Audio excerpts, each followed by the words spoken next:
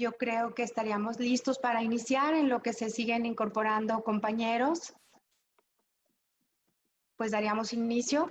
Agradecerles a todos, a cada uno de ustedes, su asistencia a este conversatorio llamado Las Fake News, la protección de datos personales y la transparencia en tiempos de COVID. De verdad, les agradezco su presencia, pero hoy especialmente agradecemos a quienes serán nuestros expositores y que de verdad, bueno, ¿qué les puedo decir? Estamos muy orgullosas de poder traerlos el día de hoy a Durango con nosotros y a varias partes del estado de México, porque veo a diversas personalidades de diversos institutos de transparencia, de CPCs, de otras instituciones gubernamentales, de sociedad civil. Se los agradecemos infinitamente.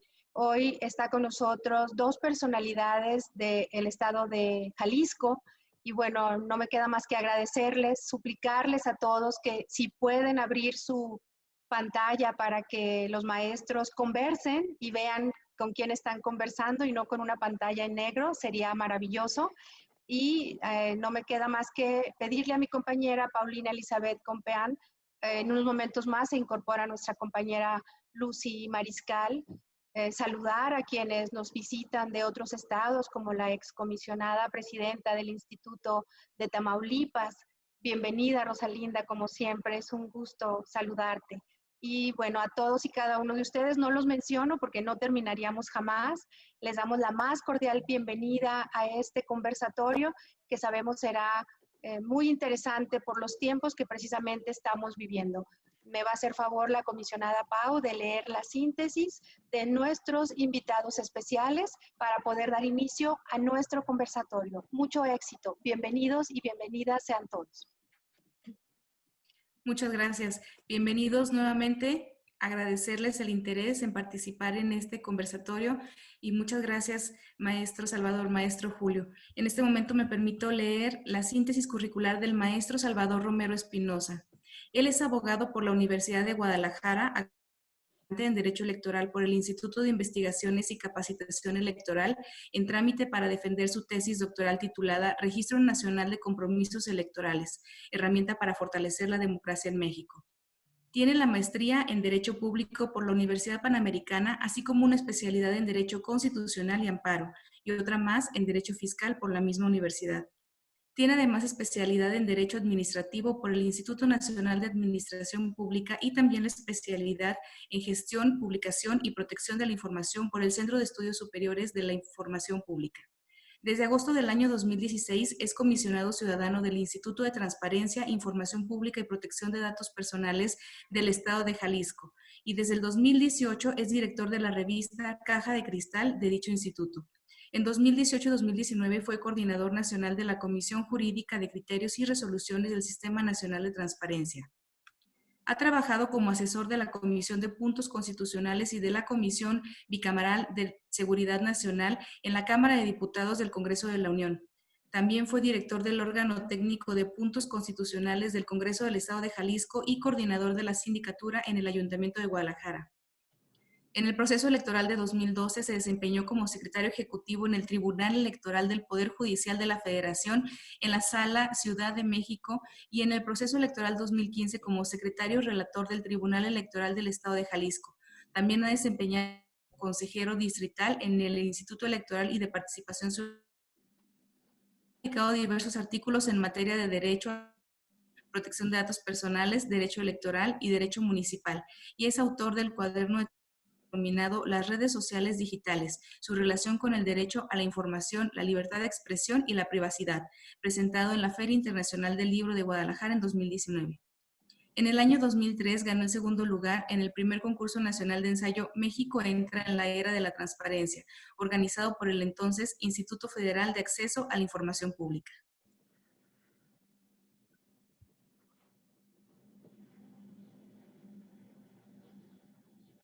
En este momento me permito presentar la síntesis curricular del maestro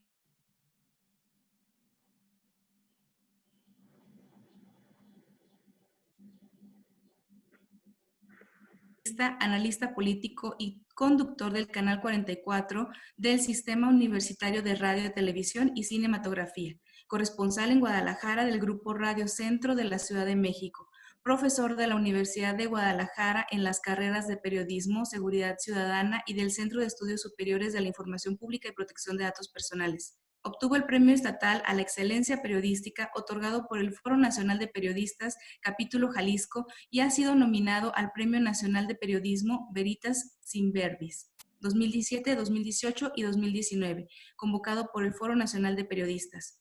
Sus notas, reportajes y artículos han aparecido en medios de comunicación como La Jornada, La Gaceta de la Universidad de Guadalajara, Público Milenio de Guadalajara, Diario AM de León, Guanajuato, Radio Universidad de Guadalajara, Noticias MVS, Radio Fórmula, Instituto Mexicano de la Radio y Radio Centro de la Ciudad de México, Radio Bilingüe de Oakland, California, Canal 31.2 de Los Ángeles, California y el Sistema Jalisciense de Radio y Televisión.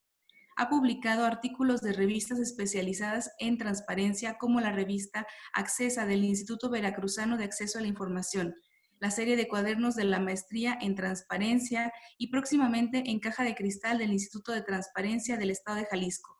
Es autor de 3 libros y coautor en 2 más. Sin mayor preámbulo, iniciamos con este conversatorio. Adelante, maestros. Muchas gracias. Muchas gracias. Pues ya tomé yo la palabra primero a reserva de lo que diga mi compañero Salvador. Quiero agradecer la cordial invitación que me ha extendido el Instituto Duranguense de Acceso a la Información Pública a través de su comisionada presidenta Ana Cristina López de la Torre, de la comisionada Paulina Compián, con quienes estamos seguros que seguiremos participando y coincidiendo en distintos espacios. Y también me da mucho gusto volver a coincidir con el comisionado ciudadano del ITEI, Salvador Romero Espinosa, con quien ya hemos charlado temas de este tipo, aunque muchas cosas han ocurrido desde la última vez que nos vimos, mi querido Salvador. La pandemia del COVID sin duda ha resultado toda una caja de sorpresas. Y a reserva de los temas que a ustedes, por supuesto, les interesen o las aristas de análisis que tienen que ver con todo lo que ha pasado en esta emergencia sanitaria, creo yo que hay 3 puntos en los cuales habría que poner la lupa.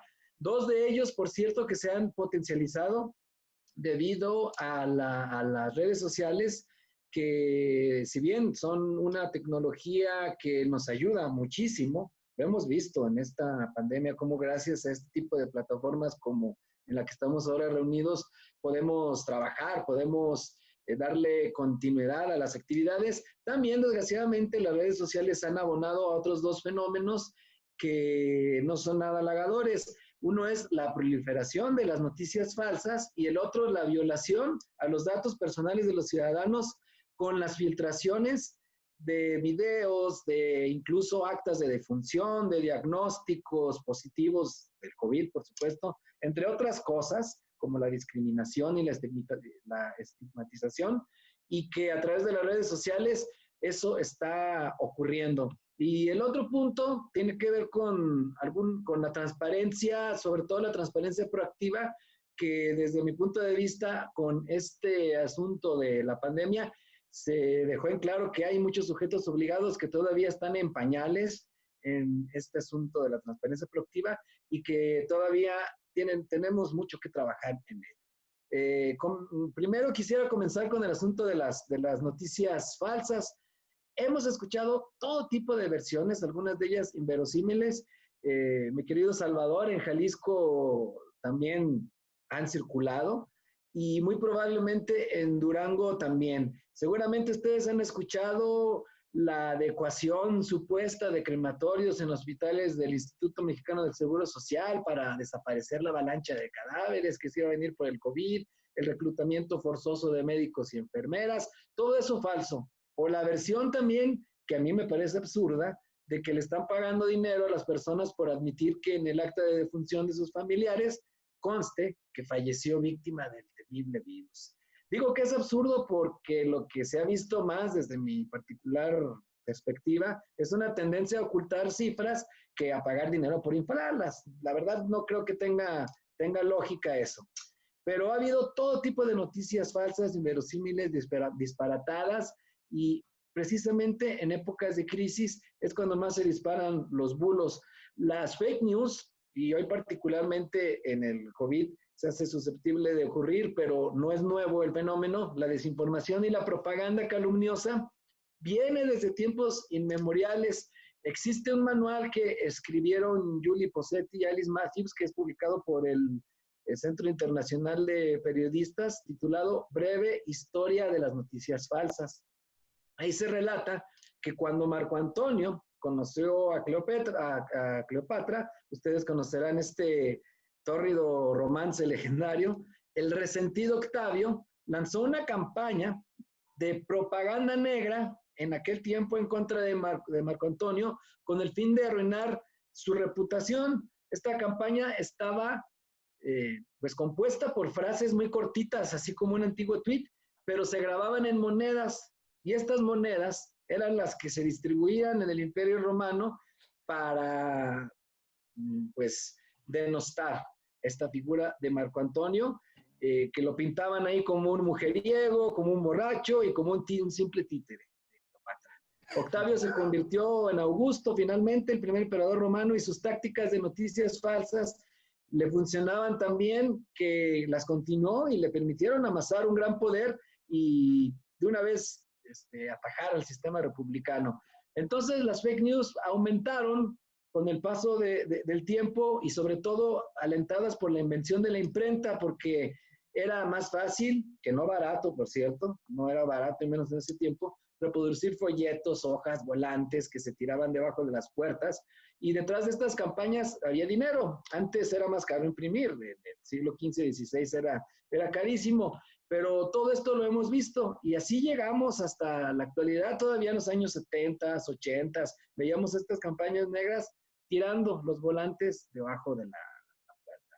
Después, cuando llega la era digital, era a través de correos electrónicos muchas de esta distribución de las fake news, y ahora con las redes sociales que permiten que en tiempo real puedas tú distribuir el contenido que se te dé la gana, pues entonces esto explotó. Antes, lo recordarán algunos, solamente se podía, si tú veías algo en la televisión, solamente lo podías grabar en una videocasetera y pues mandar por correo el videocassette si acaso, y hasta que llegara. Y ahora no, ahora es instantáneo. Esto lo permiten las redes sociales, que estás viendo el contenido y lo puedes distribuir a muchos usuarios en grupos o individualmente, y por eso no se pueden detener estas olas. No hay autoridad, no hay nadie que pueda hacer algo para detener este tipo de bulos, más que nosotros con nuestra alfabetización digital.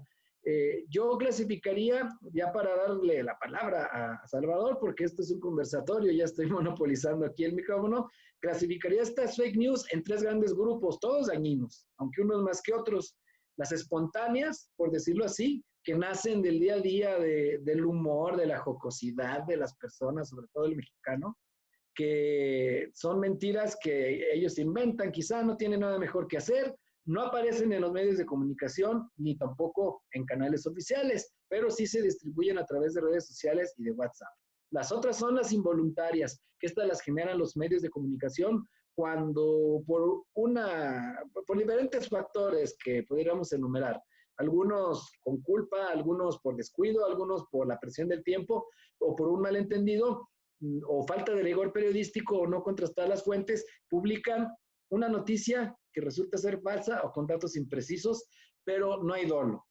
Pero también hay las premeditadas, que ni son porque a alguien se le ocurrió hacer la broma, ni tampoco son por este descuido, sino que están elaboradas ex profeso para dañar a un gobierno, un candidato, una institución, etcétera. Y esas son actualmente muy comunes, las hemos visto en las campañas electorales, las famosas guerras sucias, que son premeditadas, insisto, y unas son, por ejemplo, dentro de las premeditadas, las que hacen algunos medios de comunicación poco escrupulosos. Se acordarán del chupacabras famoso, eso fue una fake news diseñada con toda la intención de tener público, de tener rating. Antes era lo que privilegiaban, hoy son los clics, los medios de comunicación. Y también incluso ha habido revistas que inventaban notas, recordarán una que se llamaba Duda, que era pseudocientífica, la alarma famosa, que inventaban muchas cosas. Y además de estos medios poco serios, pasquines, se les llama en el argot, también están las noticias falsas que vienen de grupos quizá de poder, políticos, etcétera, como la guerra sucia electoral, la que vimos, por ejemplo, en Estados Unidos contra Hillary Clinton, la que vimos aquí mismo en 2018 contra todos los candidatos, no solo contra uno. Incluso sitios web creados, como en Estados Unidos, para difundir noticias falsas, en las cuales decían que hasta el Papa Francisco apoyaba al candidato republicano, lo recordarán. Y aquí en México también vemos a perfiles que se siguen entre ellos y que hacen granjas de bots, maquinarias de trolls muy confeccionadas, muy logradas, que se retuitean entre ellos, publican hashtag, responden, atacan en bloque a ciertas personas, y también es una modalidad de la desinformación y de las noticias falsas. En el mundo, por último, existe toda una industria que genera dinero detrás de las fake news, algunas ligadas al espionaje y otras al robo de los datos personales. ¿Son pagadas por quién? No lo sé, no lo sabemos, pero algunas aparecen pautadas incluso en Facebook o aparecen como spam en los portales que nosotros consultamos, y el fin es que la noticia falsa sea tan espectacular que nos llame a darle clic, a engancharnos e infectarnos de malware, de troyanos, de ransomware, y generan dinero con nuestro morbo, con nuestra curiosidad, y también se roban nuestros datos personales. Así que otra razón más para no darle clic ni creerle a estos fake news. Salvador, ¿qué opinas? Muchas gracias, Julio. No, pues completamente de acuerdo contigo, coincido contigo. Estamos viviendo en una era de la posverdad, y esa era de la posverdad en buena parte es producto de estas fake news. Yo dividiría, para seguir con el tema de las fake news, antes de pasar propiamente a lo que es el tema de protección de datos personales en este contexto de pandemia, y darle continuidad pues al hilo de lo que tú has comentado. Yo, bueno, pues primero señalaría que efectivamente pues las fake news no es un problema reciente, es un problema pues que tiene prácticamente, o que ha acompañado a la humanidad desde que existe, ¿no? Desde que existe la humanidad existe el lenguaje, y desde que existe el lenguaje existen los chismes, y desde que existen los chismes existen las fake news. O sea, son parte inherente, ¿no? A las sociedades, porque somos al final de cuentas animales sociales, y es bastante común el que en el ánimo de comunicar, pues nos prestemos a difundir información que no nos consta que sea verdadera. Y bueno, lo que han hecho actualmente las plataformas tecnológicas y las tecnologías de la información y la comunicación modernas, como son los equipos celulares, las redes sociales, el correo electrónico, etcétera, pues es potencializar de manera exponencial la difusión de este tipo de fake news, y por supuesto que sus efectos, ¿no? Al grado que, bueno, pues una de las que me sorprendió a mí más en esta pandemia, hace un par de meses, cuando empezaron en Inglaterra, creo que fue el primer lugar del mundo, y después se fue expandiendo, el tema de la destrucción de las redes de la tecnología 5G, porque por ahí se difundió que a través de esas antenas 5G era por las cuales estaba también propagando el coronavirus, que eran parte de un complot internacional para la propagación del coronavirus.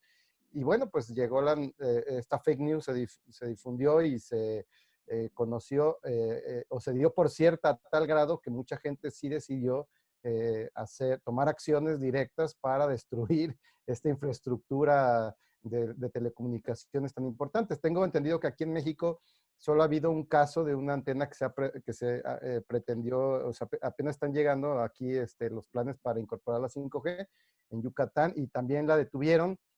No la destruyeron, la detuvieron ahí los vecinos de la zona, porque, o por lo menos tienen una suspensión contra su construcción, argumentando que puede afectar a su salud, porque leyeron o tienen un temor fundado de que expiden ondas láser que afectan a la salud. Pero bueno, pues en realidad no hay nada cierto ni comprobado, ni ninguna fuente formal ni médica lo ha comprobado, pero la gente lo cree y cuando la gente lo cree se vuelve verdad, ¿no? Que es lo que llamamos posverdad, ¿no? Es lo que la gente cree. No importa la verdad, lo que importa es lo que la mayoría de la sociedad cree, eso es la posverdad y no importa si es cierto o es falso, ¿no? Y ese es precisamente el gran riesgo de las fake news.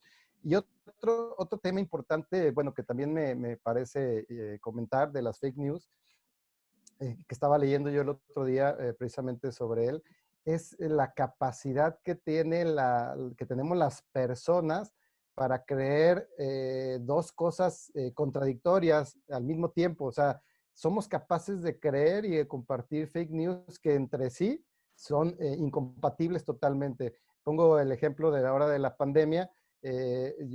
Pues es común, por lo menos yo sí he conocido en varias publicaciones a personas que un día publican que el coronavirus no existe, que el coronavirus es una invención de los gobiernos o hasta de Bill Gates porque nos quieren implementar un chip con la vacuna y no sé qué. Y por otro lado, al día siguiente comparten otra que dice que hay 10 veces más muertos por coronavirus, que hay, comparten una noticia señalando que hay ya camiones y góndolas, ¿cómo se llama? De volteo, llenando trailers llenos de gente de coronavirus y que el gobierno no lo está ocultando. Entonces, es otro, pues, una de las grandes riesgos, ¿no? De las fake news, que somos capaces de compartir y de creer simultáneamente dos cuestiones que son completamente incompatibles entre sí y a lo mejor ni nos damos cuenta. Este tema él lo planteaba y hacía un análisis más básico, por ejemplo, que hay gente que puede creer la validez de dos principios, ¿no? Al mismo tiempo, que son incompatibles entre ellos. Y lo señalaba poniendo el ejemplo de los refranes. Hay refranes que son completamente incompatibles entre ellos y que a veces usamos de acuerdo a nuestra situación específica para decir o para ajustarnos a lo que creemos que es correcto. Y él, entre los ejemplos que ponía estaba el de, a veces decimos, al que madruga, Dios lo ayuda, ¿no? Y entonces ya nos sentimos bien. Pero hay otras veces que decimos, oye, no por mucho madrugar, amanece más temprano, ¿no? Entonces, los dos los creemos verdaderos, pero son incompatibles. O al que madruga Dios le ayuda, o no por mucho madrugar amanece más temprano, porque tienen un trasfondo incompatible, ¿no? Pero y al final de cuentas no nos damos cuenta a veces cuando caemos en esas inconsistencias del razonamiento, ¿no? Del pensamiento crítico. Y con las fake news, bueno, pues esto se propaga más. Yo ya para cerrar esta primera parte de mi intervención relacionada con las fake news, he tenido pues, análisis o debate ya incluso con tengo dos hijas menores de edad, y ahora con lo de Anonymous están muy vueltas locas porque han leído y han visto videos y todo, donde supuestamente Anonymous reveló una red de trata de niños y de todo lo que les hacen con el tráfico de niños, y están muy preocupadas ellas. Y pues incluso ya involucraron a la princesa, digo, a la reina de Inglaterra, que ella creo que es la que encabeza todo esto, y que mataron a la princesa Diana porque quiso detener todo este tráfico, y creo que hasta Kurt Cobain está involucrado y Michael Jackson. No, hombre, me mostraron toda la información que traen, y traen ahí un diagrama de flujo de cómo se han dado los casos. Entonces, bueno, pues me tuve que sentar esta semana con ellas a platicar del tema, decir, miren, no podemos creer todo lo que veamos en internet y en las redes sociales. No, papi, pero es que Anonymous es muy reconocido y mira, no pertenecen a ningún grupo político, son independientes, y si ellos dicen esto es porque es verdad. La verdad es algo muy, muy difícil de conocer, ¿no? Cualquiera que haya escrito algún ensayo o algún producto académico sabrá lo difícil que es afirmar algo y sustentarlo, ¿no? Porque afirmar, bueno, es sencillo, pero sustentar una afirmación es muy complicado, ¿no? Construir conocimiento es lo más complicado que existe, porque hay que saber sustentar cada palabra que decimos dentro de un trabajo académico serio, ¿no? Entonces, bajo ese mismo criterio, bajo ese mismo tamiz, bajo ese mismo filtro, tenemos que ver pues con mucha, pues digamos, pues recelo todas las noticias y todo lo que veamos publicado. Y ahí es donde yo concluiría cuál es el papel. Bueno, esta pregunta la dejo abierta y se la dejo también botadita y en el área aquí a mi estimado Julio, para que si le quiere dar continuidad y si no, de todos modos yo lo reflexionaré más tarde. ¿Cuál es el papel que debemos de jugar todos los que formamos parte de algún sujeto obligado, de alguna autoridad, de algún organismo público? ¿Cuál es el papel que nos corresponde desempeñar para combatir las fake news? Creo que tenemos una gran responsabilidad, todos los que somos servidores públicos y que de alguna forma, pues sobre todo los que estamos en organismos garantes de transparencia, pero cualquier servidor público, creo que tenemos una responsabilidad muy importante para combatir el tema fake news. Y dejo la pregunta, ¿cuál es esta reflexión? ¿Cuál es el papel desde nuestra trinchera? ¿Qué podemos hacer para combatirlas? Cedo el uso de la palabra, mi estimado Julio. Gracias, Salvador. Fíjate, es una pregunta muy interesante y complicada también porque, pues bueno, existe esta responsabilidad, pero más desde el terreno ético o solidario con la sociedad, porque no hay una atribución legal como tal.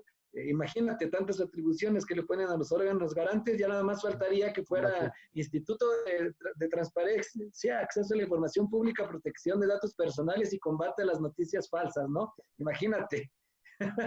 Entonces, pero yo creo que bastante hacen los órganos garantes cuando están velando por ese derecho de acceso a la información. Porque si recordamos también, no solamente dentro del derecho a la información, que es muy amplio, en el cual está incluido el derecho de acceso a la información, también está el derecho a atraerse información y a poder ser bien informado. Y para ello es necesario que los medios de comunicación tengan insumos necesarios para poder sustentar la información, para poder sustentar las notas y publicar cosas reales. Y esto solo se logra accediendo a documentos públicos, a información corroborada, que es la que los sujetos obligados deben de transparentar o permitirte el acceso. Entonces yo creo que si el órgano garante hace bien su trabajo desde su trinchera, hace una sinergia con los medios de comunicación. Es una sinergia involuntaria. Digamos que lo que hay entre un órgano garante y el periodismo es un matrimonio involuntario, pero necesario. No se están dando cuenta ni siquiera de lo bien que están trabajando juntos, porque no basta hacerlo de forma premeditada. Es decir, mientras cada uno esté haciendo las cosas bien desde su trinchera, los medios buscando información corroborada y los órganos garantes pues velando porque los sujetos obligados la proporcionen y la publiquen en tiempo y forma, creo que eso es un gran papel ya, un gran avance que se puede realizar. Desgraciadamente los órganos garantes a veces se ven rebasados porque hay muchos sujetos obligados, porque no hay el suficiente presupuesto, porque no se pueden hacer verificaciones de los portales de información fundamental, que por cierto son catálogos cada vez más amplios y eso hace más complicado. Y por ello hay sujetos obligados que todavía se dan a la tarea que no se dan a la tarea de actualizar. A veces en 2 o 3 años tienen la página con información vieja. Que ahí también hay que ser autocríticos como sociedad. Si nosotros, como ciudadanos, como periodistas, estuviéramos todo el tiempo detrás de la información, es decir, verificando estos sitios de información fundamental, sería más fácil que pudiéramos presentar los recursos respectivos para que el órgano garante pues pudiera actuar en lo consecuente y ordenar la actualización, porque es una realidad que los órganos están rebasados para poder verificar a todos los sujetos obligados. Es imposible hacerlo en la actualidad. Yo creo que con el papel que el órgano garante hace en su garantía y tutela, bastaría y sobrara no sobrara, pero sí sería un buen avance para que los medios de comunicación también tuvieran información verificada para informar como debe de ser a la sociedad. Sobre la violación a los datos personales de los ciudadanos, quisiera ya pasar a ese segundo tema, Salvador, que también estoy seguro que es del interés de nuestra audiencia, de que está el día de hoy aquí, que agradezco que son bastantes, porque yo soy de los que cree que el gran reto, que hay 2 grandes retos, pero sin duda el más fuerte es el de la protección de datos, porque si bien el acceso a la información y la transparencia son muy importantes, con un manejo desasiado de los datos personales, información que se filtre, pueden destruir tu reputación, o incluso hay quienes han visto menoscabado su patrimonio por la filtración de datos personales, que se encuentran luego con que tienen una deuda en el banco que nunca solicitaron por esta filtración. Por eso es de la mayor importancia el asunto de los datos personales.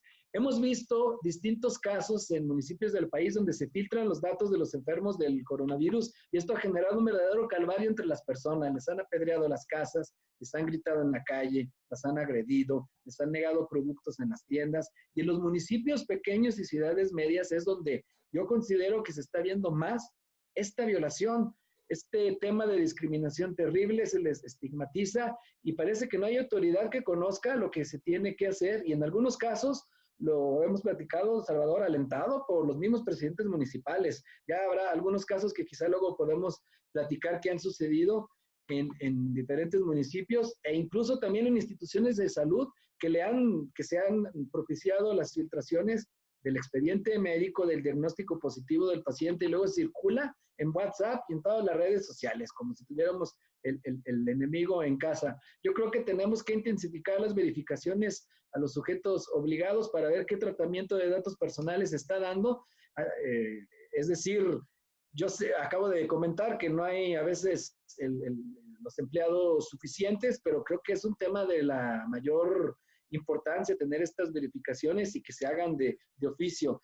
Y también, para no hacer muy largo esto, quisiera tocar un poquito el tema de las estadísticas, porque esto requiere de un hilado fino, casi artesanal, porque un dato de más que revelemos en las estadísticas podemos hacer daño. Hay que recordar básicamente que hay algo que se llama principios y deberes de materia de protección de datos personales.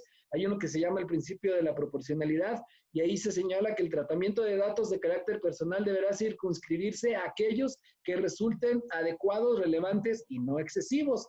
Esto lo tenemos muy presente, sobre todo los funcionarios que que elaboran versiones públicas de documentos, es decir, no excedernos en publicar cualquier información concerniente a una persona física que la haga identificada o identificable. Hace unos días, cuando un futbolista de un club de fútbol del Santos Laguna se enfermó, el equipo solo se limitó a informar que tenían un caso positivo de coronavirus en el plantel. No dijeron nombres. Sin embargo, por falta de ese hilado fino que les comento, la Secretaría de Salud, al dar a conocer el corte correspondiente el 21 de mayo, publicó la relación de los casos con solo 2 datos: edad y género. Eran solo 8 casos nuevos. Eso bastó para identificar al jugador con su nombre, y obviamente pues empezaron a publicar la foto en las redes sociales porque solo había un hombre con esa edad. Entonces, en las redes dedujeron de quién se trataba. Así que al publicar estadísticas, creo que todavía muchos no entienden que se debe de usar el mínimo necesario de datos personales, porque son 2 grandes axiomas: lo público, máxima publicidad. Hasta donde realmente haya un límite, hasta ahí topamos. Y en los datos personales, mínima publicidad, lo menos necesario. Que, por cierto, es muy importante también revisar resoluciones de los ministros de la Suprema Corte de Justicia de la Nación. Ahí tienen unas discusiones muy interesantes. Por ejemplo, una de materia de seguridad nacional que fue en 2016, ahí se volvió a reiterar que no toda la información estadística o numérica es de carácter público, es decir, sí lo es, pero no todos los indicadores. Porque sé que esto se escucha en popular, pero ellos esbozan que si hay combinaciones de ciertos datos con otros públicos, con otros privados, se pueden extraer conclusiones. Así que a partir de una información que aparentemente es inocua, sin mayor importancia, cuando se une a otro tipo de información, resulta que se puede desprender de ahí información relevante, y eso tenemos que tenerlo muy claro y hacer estos ejercicios de autorreflexión al interior de nuestras instituciones, si es que somos sujetos obligados, Salvador. Es correcto.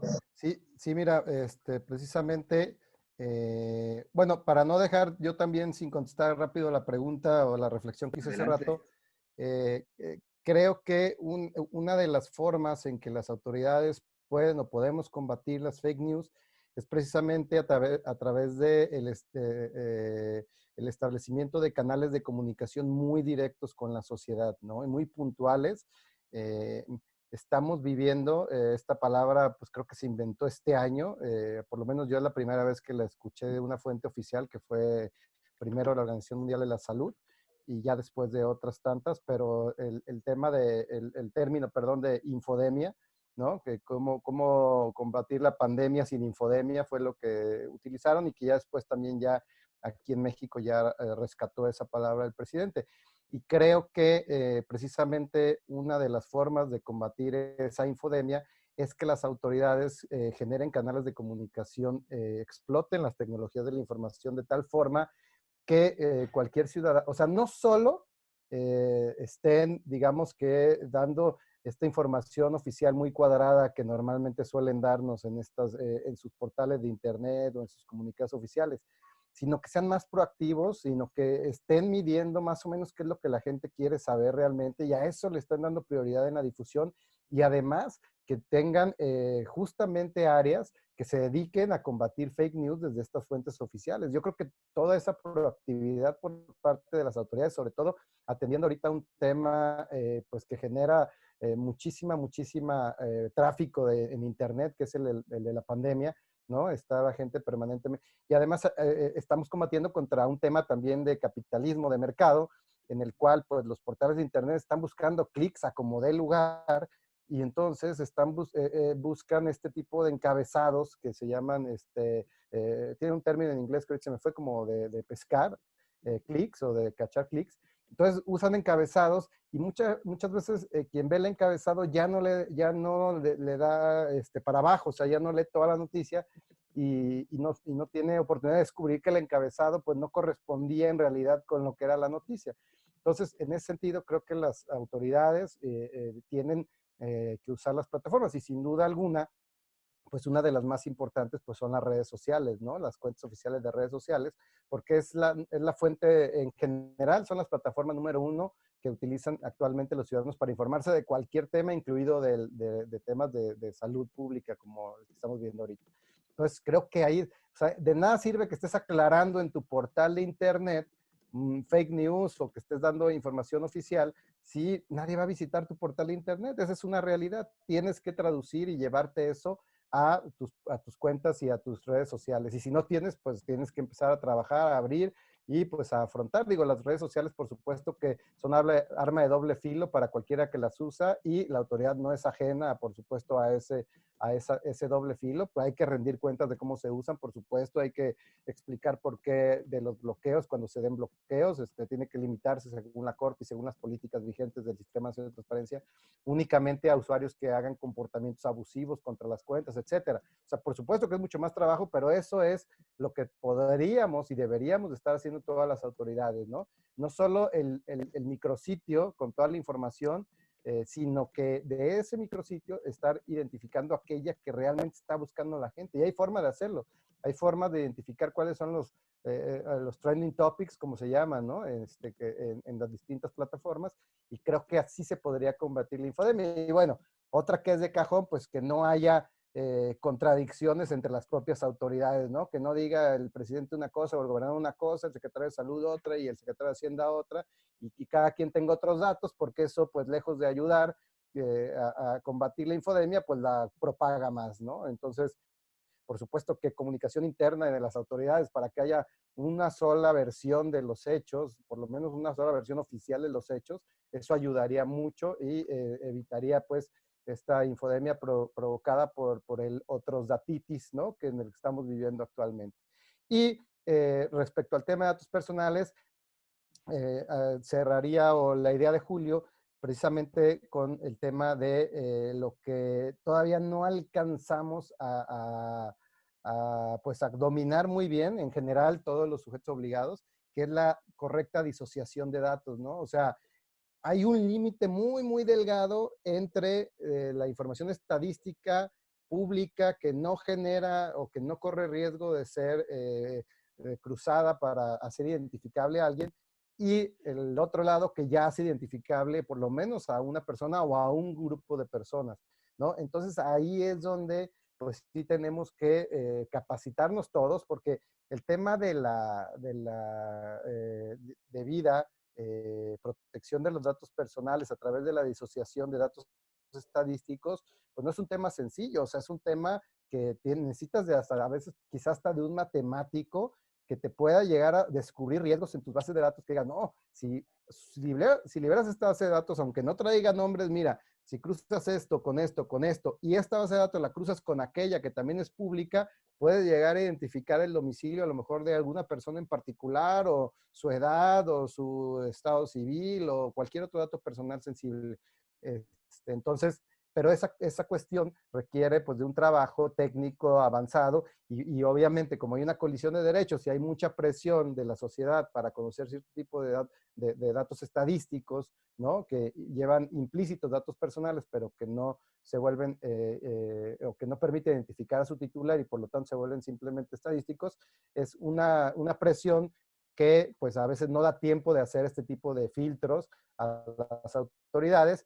Y bueno, y otro tema pues ya más evidente, pues es la protección de los datos personales, pues de manera, pues ahora sí que abierta, o perdón, de una manera pública, como lo hizo un alcalde aquí en Jalisco, que al primer caso de coronavirus, fue a entregar, al primer fallecimiento, al primer deceso por coronavirus en su municipio, fue a entregar en un Facebook Live en vivo a la casa de los familiares, fue a entregarles creo que una despensa de apoyo, fue a entregarles cubrebocas y no me acuerdo qué más les fue a entregar, y toda la comunidad, todo el municipio, todo el pueblo se enteró de quién era el enfermo, quién era el que había fallecido, y pues hubo actos de discriminación fuertes contra su familia porque querían que se fueran del pueblo, ¿no? Entonces imagínense lo delicado que fue ese caso, como ponerlo como ejemplo de lo que pudiera generar, ¿no? El que se revele este tipo de información. De mi parte, pues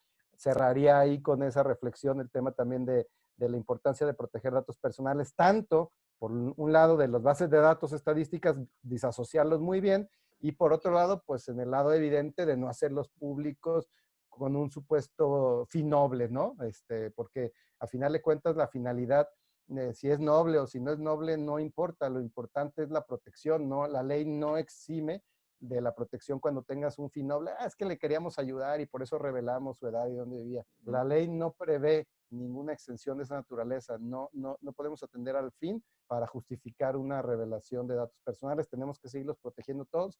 Y ahora me da mucho dolor y mucha pena decirlo, pero México es de los pocos lugares del mundo en los que yo conozco que se ha suscitado también ahora temas de discriminación, incluso contra el personal médico que trabaja en las instituciones donde se está combatiendo esto. Entonces ahora también es un dato personal sensible decir que eres doctor y que trabajas en una institución que está combatiendo el coronavirus. Entonces imagínense ahora el tema que tenemos que tener como autoridades médicas de proteger al personal. Aquí en Jalisco ya incluso el gobernador pidió al personal médico, si mal no recuerdo, que no vistieran ya en transporte público con su atuendo de doctores para evitar actos de discriminación y de acoso. Entonces, esto es vergonzante, completamente vergonzoso, pero pues definitivamente por eso es que cuando yo doy esta clase de datos personales, ¿qué dato personal sensible? Pues es que dato personal sensible es una cuestión subjetiva. Depende de la persona y depende del contexto. Ahora ya se volvió sensible decir que eres doctor o que eres enfermera, doctor, doctora o enfermera, enfermera, y que trabajas en una institución que está combatiendo el COVID. O sea, de ese tamaño es que las autoridades tienen que estar avanzando al contexto de la situación para poder dar una protección debida a los datos personales. De mi parte, Sin pues duda. Qué interesante ese apunte, ¿eh? Las circunstancias siempre cambian, las leyes, los procesos, es decir, se tienen que estar adecuando a las circunstancias de forma veloz, pero esto ha sido vertiginoso, no nos esperábamos jamás que este dato personal fuera sensible. Y es cierto también, los los medios de comunicación funcionan con una lógica de mercado, como bien lo decías, por eso el famoso clickbait, el ciberanzuelo, que me imagino es a lo que te referías. Esa era la palabra, clickbaiting. Ajá. Entonces, sí, preocupante que algunos medios no tengan ese tipo de ética, pero la mayoría de los medios la tienen y igual luego podemos hablar de algunos esfuerzos que se hacen, pero ya pasando un poquito a lo de la transparencia proactiva. Mira, yo creo que la falta de directriz del gobierno de México provocó que las autoridades locales tuvieran que irse por sus propias estrategias contra el coronavirus.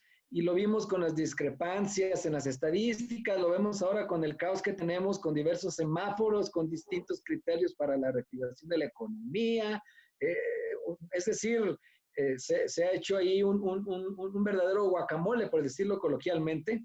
Y lo mismo pasó con la transparencia, ¿eh? Algunos estados suspendieron plazos antes que otros, otros lo hicieron después. En algunos casos los poderes ejecutivos locales se fueron con su propio acuerdo en el periódico oficial y pues al inicio estábamos todos asustados, seguimos asustados porque no se ha ido la enfermedad, pero hicimos todo como Dios nos dio a entender. Creo que quizá la suspensión de plazos en materia de transparencia no fue la mejor opción desde mi perspectiva, pero también es una realidad que nadie estábamos preparados para una situación así. Entonces, de bote pronto, pues se tuvo que hacer de esa manera y durante las primeras semanas de la emergencia nos dimos cuenta que si las autoridades, los sujetos obligados, siempre fueran proactivos, de forma cotidiana, pues, el ciudadano tendría a salvo su derecho al acceso a la información ante cualquier circunstancia. Yo creo que muchos todavía a estas alturas no entienden qué es la transparencia proactiva, que solo como contexto, sé que quienes están aquí conocen de la materia, pero en síntesis constituyen generar una nueva obligación de transparencia no prevista específicamente en la ley general o las leyes secundarias, pero que sea de interés público y se logra a través de un procedimiento previsto en los lineamientos. Sin embargo, esto no impide que la misma autoridad, por su propia iniciativa, publique todo lo que considere que es del interés público y ante ello, pues, creo que ahí vemos que a los sujetos obligados, a muchos, de por sí no les gustaba o no podían, quiero pensar que no podían por la limitación técnica o de recursos, cumplir con el catálogo de información fundamental, pues mucho menos íbamos a pensar que fueran proactivos en la transparencia y mucho menos útil, que fuera la información útil, que eso ya es otra discusión, que yo creo que la información fundamental, ese es uno de los grandes retos en el futuro, que sea útil, que no tenga que leerse con un diccionario de términos jurídicos en la otra mano para intentar descifrarla y que realmente pasemos a esquemas de gobierno abierto con aplicaciones que, por ejemplo, ¿cuánta falta hizo una aplicación en esta pandemia donde dijeran a qué hospitales sí se podía acudir a atenderse de otros padecimientos que no fueran coronavirus, en cuáles farmacias sí podías encontrar un medicamento? Por citar ejemplos, que fuera práctico en tu celular, pudieras ver toda esa información, que no estuviera en términos legaloides, sino que fuera útil, ya sintetizada, digerida, y que son aplicaciones que por supuesto tienen impacto, porque según el INEGI y datos de 2018, el 73% de la población usa teléfono celular, alrededor de 83 millones de personas. Finalmente, también quisiera comentar que la gestión documental es un gran reto y aquí quedó de manifiesto.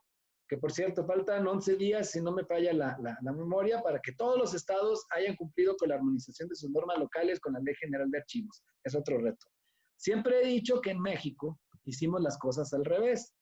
Primero transparentamos y postergamos por casi 2 décadas la gestión documental y muchos sujetos obligados están rezagados en este rubro, a pesar de que el derecho de acceso a la información, amigas y amigos, y la transparencia, por supuesto, no se pueden entender sin los instrumentos de control y consulta archivística. Si nuestros archivos estuvieran bien clasificados, con criterios claros de homologación en todas las entidades y sujetos obligados que tuvieran este cumplimiento, pues, y que se avanzara con la digitalización en la nube, no tendríamos que suspender plazos, porque se podría hacer incluso desde el home office. Es anacrónico pensar que muchos sujetos obligados todavía funcionan a estas alturas con software que solo se pueden operar en el lugar físico, en la oficina. Si, imagínate, cuando llegue otra situación de emergencia, nos van a tomar desprevenidos de nuevo si no transitamos a estos esquemas que, es cierto, requieren también de planes de seguridad de la información, de ciberseguridad, muy serios. Pero claro que tenemos que avanzar en todas estas estrategias de gobierno digital, incluyendo la gestión documental en las nubes. Muchas de las solicitudes se pueden resolver con una orientación y claro que eso se puede hacer con Home Office. Y pues sí, creo que este de la gestión documental es un gran reto que quedó de manifiesto. La transparencia proactiva, que no lo ha sido en el caso de muchos sujetos obligados, y este de la gestión documental que ha quedado también demostrado que estamos en pañales, Amador. Totalmente de acuerdo.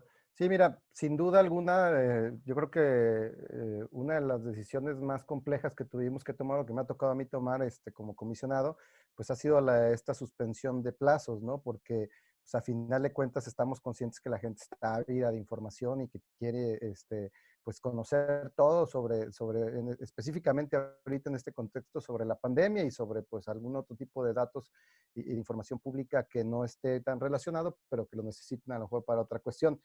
Sin embargo, como tú bien comentas, pues aquí hicimos las cosas al revés. Empezamos con el derecho a la información y 2 décadas después nos empezamos a preocupar por el tema de los archivos. Y eso, pues, que ha generado, pues, que únicamente, o sea, hasta que te piden un documento lo buscas. ¿Y dónde lo buscas? Pues donde puedes. Y si no lo encuentras, pues lo vuelves a generar o lo declaras inexistente. Cuando debiera ser primero la clasificación, la debida gestión documental, archivística y demás, y pudieras identificar el documento muy, muy rápido. Y la segunda, el tema de digitalización. Estamos en pañales en tema de digitalización.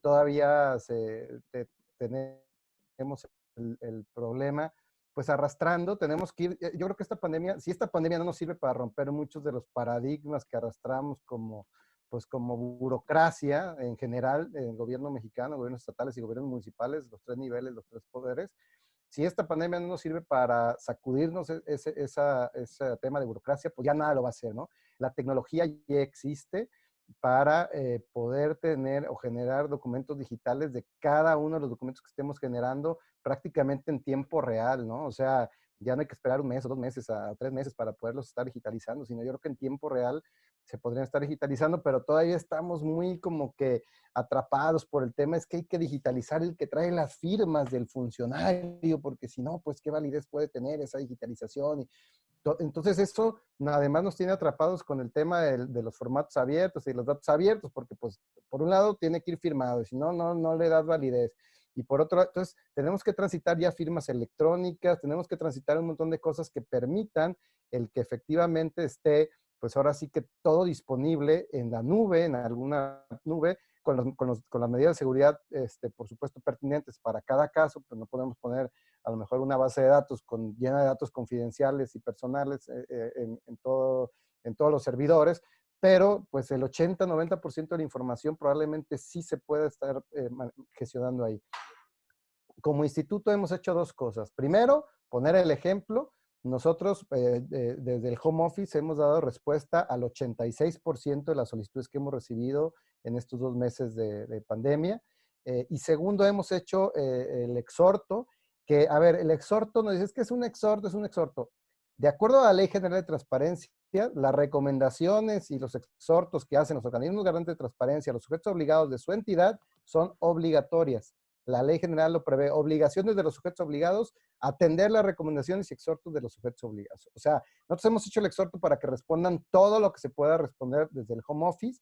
¿Por qué? Porque abrir es obligar a ir aquí en Jalisco debe de haber más de 60-80 mil servidores públicos, obligar a ir a 80,000 personas a sus oficinas, y pues esos 80,000 en 2 días se vuelven 160,000 que ya no son servidores públicos contagiados, y luego es exponencial. Entonces sí es una colisión de derechos entre el derecho a la salud y el derecho a la información.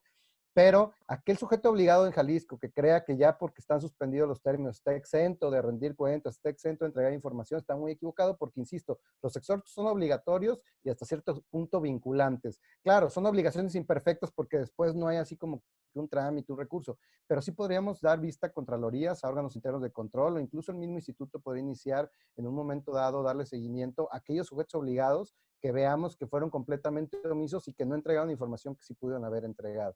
Claro, digo, va a ser un trabajo de tejer fino, muy titánico, pero quizá a largo plazo, pero también desde el punto de vista político, pues va a permitir que la sociedad identifique a los gobiernos opacos de los que realmente tienen ganas de trabajar y dar la cara en estos momentos de crisis sanitaria, ¿no? De mi parte, pues con eso concluiría. Yo incluso creo que se nos agotó el tiempo y no sé si va a haber, creo que hay espacio para preguntas y respuestas. Estoy viendo aquí algunas que ya hicieron. No sé si hay alguna directa y una para Julio. Dice, ¿qué piensa de que la población no crea en las autoridades? Bueno, pues es parte del trabajo que tienen que hacer las autoridades para ganar credibilidad, ¿no? Pues estar en comunicación muy permanente con la sociedad.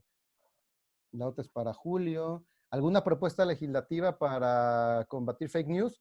Pues mira, Julio hizo una clasificación muy importante.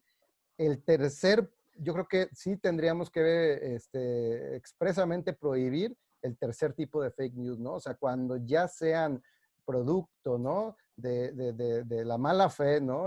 Que sean trabajadas con un objeto claro, yo creo que eso sí se debería sancionar. El problema va a ser identificar, ¿no? O sea, eso es un tema que ahorita las plataformas, pues es el problema que tienen, ¿no? Todas estas granjas de bot son muy difíciles de rastrear, ni siquiera Twitter tiene la capacidad. Y son los que A veces con administran. servidores en el extranjero, perdón. Con servidores en el Además, extranjero. o sea, realmente, pues es un tema que sí se puede llegar a legislar, pero que en la práctica va a estar todavía muy difícil de combatir. La única forma de combatirlo, ahora sí que la medicina para esta enfermedad, para esta infodemia, es el acercamiento de la sociedad o del gobierno hacia la sociedad con información fidedigna y bien soportada. Yo creo que esa es la principal medicina contra la enfermedad, y la vacuna, el pensamiento crítico, y ese pues se enseña desde la primaria, ¿no? Pero pues ahí tenemos un problema de educación pública que es un tema mucho más de fondo de lo que podemos estar platicando el día de hoy. Y bueno, pues creo que son las preguntas así No, puntuales. acá hay otra, si me permiten, se las leo. Dice, bueno, es de Liliana Santa Cecilia Rincón. Buenos días, ¿qué opinan sobre la polarización de la sociedad ante la pandemia? Mucha gente todavía piensa que se trata de una forma de control de la sociedad, que le están robando el líquido de las rodillas a la gente, y otros están convencidos de la versión de la introducción de las antenas que comentaba Chava, de las antenas de la red 5G, que hay detrás de que la población piensa que las versiones extraoficiales son verdad, desconfianza ante las autoridades. Sí, fue la que comenté. No leí Sí. toda la pregunta, pero la aterricé a la última pregunta de cómo combatir la desconfianza en las autoridades. Sí, de mi parte digo eso. Y ya después viene una para Julio, ¿no? Una para Julio, sí. ¿La puedes visualizar, Julio? Si no, te Sí, la sí. leo. Ok. Aquí la tengo. Saludos, Pepe Gómez Valle, gracias, amigo en Guadalajara, allá en el Instituto Electoral. Le mando un saludo, gracias por sintonizarnos. Dice, desde los medios de comunicación, ¿qué se está haciendo para evitar la propagación de noticias falsas, tomando en cuenta que los reporteros tienen cargas de trabajo de cubrir varias fuentes en poco tiempo, lo que no permite verificar y contrastar información? Gracias. Es cierto que la precarización del trabajo periodístico es un gran problema, Son extenuantes cargas de trabajo para los reporteros, además de los bajos salarios y los riesgos que implica el ejercicio de esta profesión, pero algunos medios de comunicación, no todos, están abriendo espacios especializados para el coronavirus, invitan expertos, por ejemplo, en el Canal 44 se tiene el programa de especial de la pandemia todos los días, de lunes a domingo, con especialistas médicos y de todas las otras disciplinas. También hay otro en La Octava todas las noches con Ricardo Rafael y Luisa Cantú. Milenio creo que tiene otro todos los días también sobre la pandemia con Zamarrón. Entonces ahí se combate esta desinformación. Y también lo que se está haciendo mucho con los medios de comunicación es que está de moda ya el fact-checking, que son los sitios de verificación de datos. Es decir, son páginas de internet que se dedican a rastrear noticias falsas, a desmentirlas y explicarte por qué son falsas. Verificado fue un ejemplo muy bueno en la campaña pasada. También está el Sabueso de Animal Político. Entonces sí hay varios esfuerzos de este tipo. Miren, aquí tengo otra. Es interesante porque esto corresponde a la autodeterminación y dice, cuando la propia familia revela datos de familiares con coronavirus y los medios de comunicación lo retoman cómo promovemos la protección de datos. Aquí ocurrió un caso en Durango en donde la propia familia da a conocer el fallecimiento de una persona y publica su fotografía y los medios la retoman y la difunden. ¿Cómo hacer o cómo ayudar a que la gente no haga esto? Mira, ayer precisamente se daba otro caso también de una persona que publicó algo en redes, aunque ella lo borró y el medio de todas formas lo publicó y ella estaba molesta. Sí hay una máxima en los medios de comunicación de que todo lo que está en las redes sociales es público. A veces por eso hay que tener mucho cuidado con lo que publicamos en las redes. Sin embargo, ya entra al terreno de la ética periodística el entrar a un ejercicio de reflexión y decir, a ver, ¿realmente abona a un derecho de la sociedad, a algo positivo que yo publique este dato, aunque lo hayan publicado los familiares en las redes? Desde mi punto de vista, en un ejercicio que yo pudiera hacer personal, no lo habría publicado. Habrá quienes sí lo vayan a hacer, porque esa es una realidad con la que no podemos pelear. En las redes sociales a veces incluso pudiera tener más impacto que lo que pudiera publicar un medio. Entonces, ya está publicado y desgraciadamente cualquiera lo puede tomar en la práctica. Desde el punto de vista de la ética, yo no lo habría hecho. Yo siempre concluyo mi clase sobre el tema de protección de datos personales con una frase que se le atribuye a Beethoven, que dice que no le puedes pedir discreción sobre tus secretos a tu mejor amigo cuando tú mismo no fuiste lo suficientemente discreto para no compartírselos. Entonces, con las redes sociales, pues es exactamente lo mismo, pero exponencial, ¿no? O sea, es un tema ya más bien cultural. Muchísima gente después se arrepiente de haber dado a conocer esos datos personales, muchas veces sensibles. Y ahora en tema de redes sociales, pues como dice Julio, es un tema de ética, porque el pantallazo está al orden del día. Y si ya lo compartiste en tu cuenta de red social, es porque pues, de alguna forma te liberaste o entregaste esa información. Y la gente lo hace, pues a veces consciente, a veces inconsciente de las consecuencias que puede llegar a tener, ¿no? Todas estas plataformas o todas estas aplicaciones, ¿no? Que te dicen, a ver, ¿cómo te vas a ver de viejito? Y a ver, ¿cómo te verías del otro sexo? Y a ver, ¿qué personaje de Disney eres? Y a ver, ¿qué animalito eres? Todas están capturando tu cara y estás tú regalando todo tu dato personal de tu nombre y tu cara, ¿no? Para después poderte identificar con inteligencia artificial y machine learning en cualquier lugar donde andes, ¿no? Entonces, pues al final, pero renuncias voluntariamente a eso y cuando publicas algo en redes sociales es una renuncia pues voluntaria, a menos de que demuestres que pues que no fuiste tú, que alguien te obligó, que no era, bueno, hay otros asegúnes que no son los que plantea la pregunta. Si alguien liberó esta información y la hizo pública, pues los medios pues tienen todo el derecho de replicarla tanto como les parezca ético hacerlo, y es un tema de ética, como dice Julio, hasta dónde pudiera en un momento dado limitarse, ¿no? Comenta, creo que David dice que hay una ley en materia de noticias falsas en México, la ley de derecho a réplica. Sí, completamente. David, me imagino David de Zacatecas, Cabrera. un gusto saludarte, amigo. Hasta allá, un abrazo hasta allá, hasta tu tierra, digo, hasta Tlaxcala. Un abrazo hasta Tlaxcala, mi estimado David. Mira, sí, David, nada más que esa ley está enfocada a medios de comunicación, o sea, está enfocada muy concretamente a medios de comunicación, y yo creo que el 90 o 95% de todas las fake news que circulan y que afectan o que pueden llegar a afectar la intimidad, la privacidad o el derecho de un tercero, pues tienen un origen diverso que es muy difícil de rastrear y por lo tanto, pues el derecho de réplica pues es prácticamente imposible de ejercer contra ese tipo de fuentes originales que, insisto, pues no son formales en 90-95% de los casos.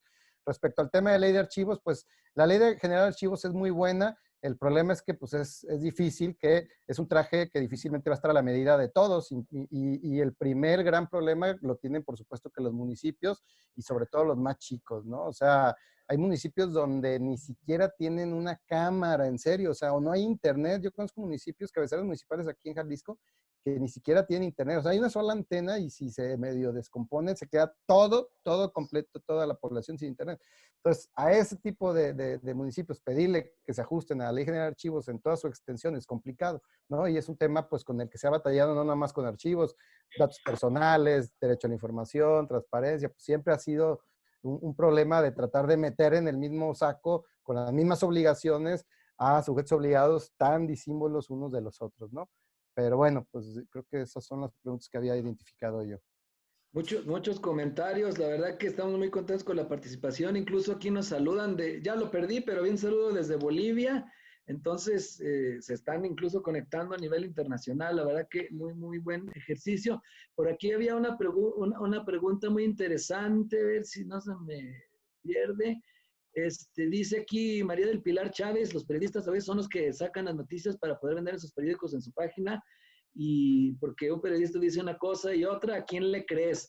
Por eso hay que tener siempre como nuestros medios de cabecera, los que ya estén tradicionalmente identificados como medios serios, y tener una rutina, una dieta mediática, así como las personas no comen a todas horas, ni comen en cualquier lugar que se encuentren en la calle porque se pueden enfermar, también nosotros, a los medios de comunicación que ya les tenemos confianza, hay que consumir solamente esos y en ciertas horas del día nada más. No nos pongamos todo el tiempo al bombardeo y menos en este tipo de circunstancias. Es lo que yo recomendaría. Sí, aquí, si me permiten hacer un comentario, es un comentario que está publicando la presidenta del partido duranguense, Verónica Costa, en donde dice que como sujetos obligados tenemos que seguir trabajando en la transparencia para lograr credibilidad y falsas noticias. El impacto en redes el día de hoy es alto, por ello debemos seguir tomando responsabilidad de lo que publicamos y ser conscientes de las consecuencias de ellas. Comentarles también que la presidenta, bueno, ella ocupa el partido el primer lugar de cumplimiento en obligaciones de transparencia, así que gracias, presidenta del partido duranguense, por estar en esta charla tan interesante y comentarnos también lo que opina. Muchas gracias. Pues no sé cuánto tiempo nos queda, Tania Neri Gutiérrez. En caso de que algún sujeto obligado comparta alguna fake news, ¿podría existir alguna recomendación por parte de los órganos garantes para que evite estas publicaciones? Ahí yo creo que Salvador tendría un poco más de información al respecto. Si un sujeto obligado comparte fake news, que bueno, es muy común, lo hemos visto que algunos funcionarios avienten datos en las entrevistas, a veces a veces hasta inventados por salir al paso. A ver, el tema que nosotros hemos resuelto cuando se publica información en redes sociales o declaraciones en ruedas de prensa o en ¿cómo se llaman? Banqueteras que le llaman, ¿no? Declaraciones banqueteras, es que eso para nosotros genera una presunción de existencia de la información.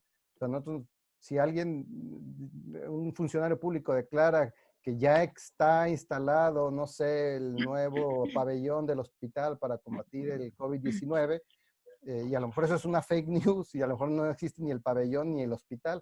Bueno, pero nosotros ya tenemos una presunción de existencia y entonces toda la carga de la prueba para demostrar que eso es inexistente recae en el sujeto obligado. Y recuerden una cosa, cuando el órgano garante obliga a un sujeto obligado a declarar inexistencia formal de la información, partiendo de una presunción de existencia, la consecuencia final de la declaración de inexistencia es que se tiene que dar vista al órgano interno de control y se tiene que iniciar una averiguación para ver por qué se publicó eso, por qué se dijo eso y por qué se tuvo que llegar o por qué no se generó esa información o por qué no existe la información que en teoría debió haber existido. Entonces, sí es delicado decir o declarar o publicar en redes sociales cuestiones falsas porque si generan presunción de existencia de información pública, pueden derivar en una investigación del órgano interno de control.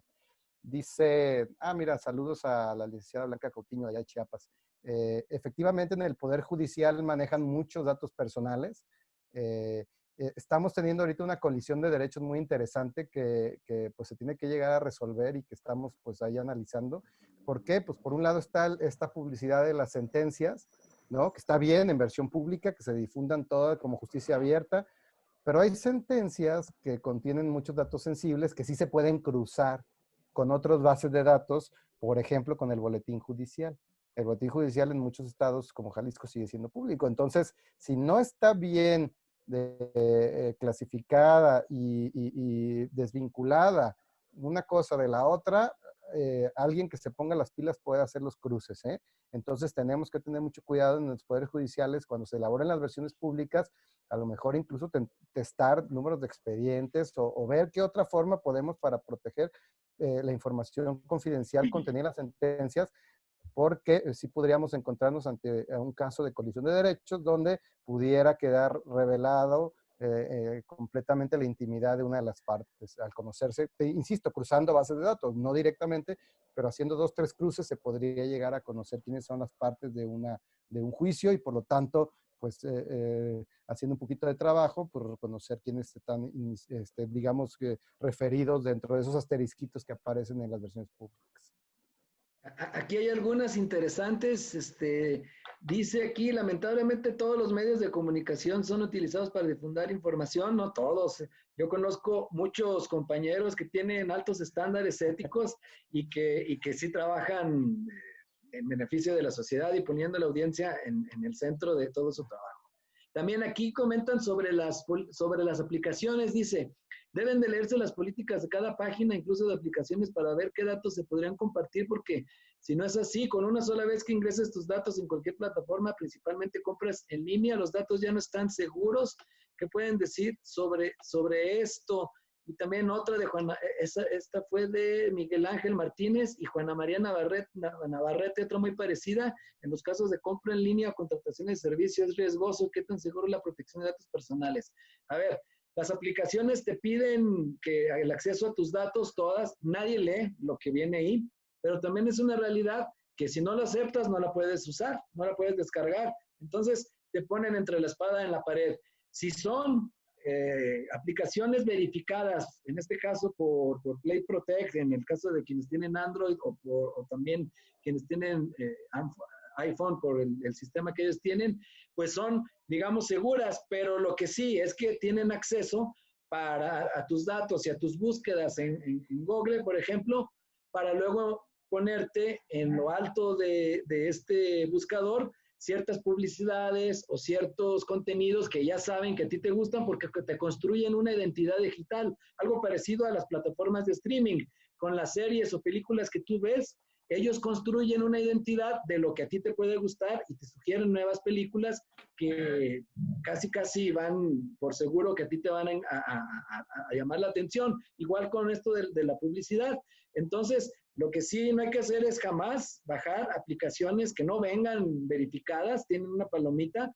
Y también, si son compras en línea, lo más seguro es tener un intermediario como PayPal, por ejemplo, que ahí tú la ligas a una cuenta y PayPal a quien recibe el pago. En lugar de hacer la transferencia directa, puedes tener reclamaciones, puedes tener reembolsos. Es más seguro tener un intermediario cuando haces compras en línea. Bueno, no sé qué tanto tiempo nos quede. Creo que... Pues ustedes son los que le marcan el tiempo. Tenemos muchos mensajes, como bien dicen, saludos desde Bolivia. No sé si ustedes prefieran que recopilemos todas estas preguntas y luego se las enviemos a ustedes para que tenemos nosotros los correos electrónicos de cada uno de ellos y puedan ustedes darle respuesta más puntual a todas. ¿Qué les parece? Sí, por favor. Sí, está muy bien. Perfecto. Entonces, bueno, antes de despedirnos, yo quisiera, Lucy, por favor. La entrega virtual, muy bien. La entrega virtual. Muchas gracias, maestro Julio, maestro Salvador, saludarlos, agradecerles profundamente este espacio para el conversatorio. Sin duda, todo lo que ustedes nos han compartido nos deja un espacio a la reflexión, a hacer el buen uso de nuestros datos personales, a tener esa autodeterminación que comenta Alma para no estar compartiendo las fake news, a tener ese discernimiento para poder vislumbrar qué es falso y qué es verdadero y ser responsables de lo que compartimos. Entonces, pues agradecerles profundamente a nombre del Consejo General. Ha sido verdaderamente un placer que estén hoy con nosotros. Y pues bueno, el IDAIB otorga el presente reconocimiento al maestro Julio Alejandro Ríos Gutiérrez y al maestro Salvador Romero Espinosa por su excelente exposición en el conversatorio online, las fake news, la protección de datos personales y la transparencia en tiempos de COVID del 2019. Durango, a 4 de junio del 2020 y está firmado por mis compañeras y por mí, y verdaderamente ha sido un placer. Muchísimas gracias. Espero, Salvador, que no sea la última oportunidad. Agradecerte especialmente porque siempre has mostrado diligencia para nosotros como consejo. Hemos trabajado en equipo con tu órgano garante, pero tu persona siempre ha sido muy, muy afable con nosotros y te lo agradecemos muchísimo de corazón, nuestro gran amigo Salvador Romero Espinosa. Gracias y muchas gracias, Julio. Muchas gracias, comisionadas. Y gracias a todos por el interés y por haberse conectado. Fue una charla muy, muy bonita y estamos a la orden. Yo Pau, también ¿algún agradezco. comentario? Sí, perdón. No, adelante, Pau, adelante, Pau. Únicamente agradecerles, maestro Julio, maestro Salvador, siempre la disposición que han tenido con nosotros y pues también de nuestra parte saben que cuentan completamente con nuestro apoyo y esperemos esta sea una de muchas más conversaciones que tengamos en un futuro. Y también agradecerle a todos nuestros asistentes por el interés demostrado en este conversatorio y por su participación. Muchas gracias. Chava, nada más, permíteme, Chava, Claro. estás pendiente con nosotros para la presentación de tu libro. Muy bien, claro que sí, Okay, quedó pendiente. entonces, se atravesó la pandemia, pero se atravesó la pandemia, pero ojalá pronto podamos tenerlo. Si no se pudiera en próximo, igual lo hacemos de manera virtual. Claro, Chava tiene un libro precioso que, bueno, sufrió sangre, sudor y lágrimas para poder sacarlo porque fue una discusión de meses y realmente vale la pena.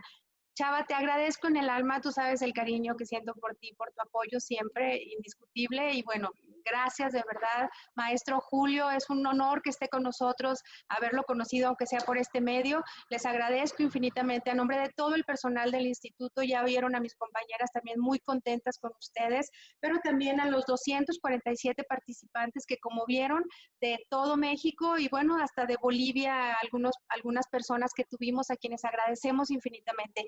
Ahora sí, Chava, es tuyo. No, pues yo nada más agradecerles a las tres, Lucy, Pau y Alma, por supuesto, el pleno del IDAIP, por la invitación. Para mí es un honor siempre pues poderlas apoyar y saludar a todas las caras conocidas, que vi muchas en esta conexión, por supuesto, por haber participado. Y agradecerle a Julio otra vez el que haya aceptado la invitación diga, de alguna forma indirecta, para volver a plantear y a tocar este tema tan importante. Y además le agradezco personalmente porque es uno de los 6 ensayistas que va a escribir en el próximo número de La Caja de Cristal, la revista del ITEI. Le agradezco profundamente pues el que haya aceptado la invitación a escribir en dicha obra, bueno, en dicha edición, que es una edición además especial por los 15 años del instituto que pues se acaban o están por cumplir formalmente el 2 de julio, pero cuya existencia se acaba de cumplir en marzo, que se publicó la ley donde se creó. Entonces, pues un abrazo para todos y para todas las que nos acompañaron y me reitero a sus órdenes para pues cualquier contacto, aclaración ahí en mi cuenta de correo del ITEI o en mis redes sociales. Muchas gracias. Gracias, Chava. Maestro Julio. Muchas gracias. Reitero el agradecimiento y espero que esta sea la primera de muchas colaboraciones, de estar trabajando y que luego pueda visitar allá las hermosas tierras duranguenses a brindar con un mezcal. Por favor. Será un placer. Claro que sí. Gracias. Muchas gracias a todos por Hasta su luego. presencia. Un abrazo para todos. Gracias a todos.